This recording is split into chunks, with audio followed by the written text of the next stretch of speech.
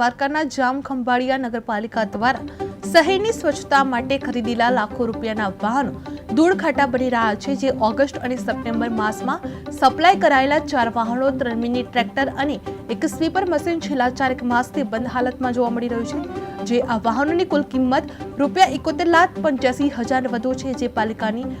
આણ આવડતને કારણે આ સાધનો ઉપયોગમાં ન આવી શકતા શહેરમાં સ્વચ્છતા કામગીરી પર અસરગ્રસ્ત થઈ રહી છે।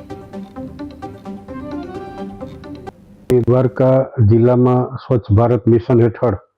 ખંભાળિયા નગરપાલિકાને લગભગ ₹1.25 કરોડ રૂપિયાના મિની ટ્રેક્ટર, સફાઈ મશીન અને અન્ય સાધનો આપવામાં આવ્યા છે,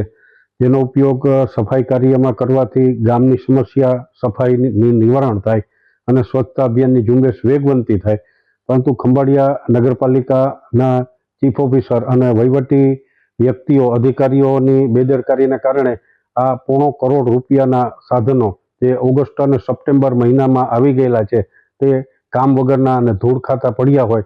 લોકોના અને સરકારના પૈસા પાણીમાં ગયા જેવો વહીવટ અહીં જોવા મળી રહ્યો છે।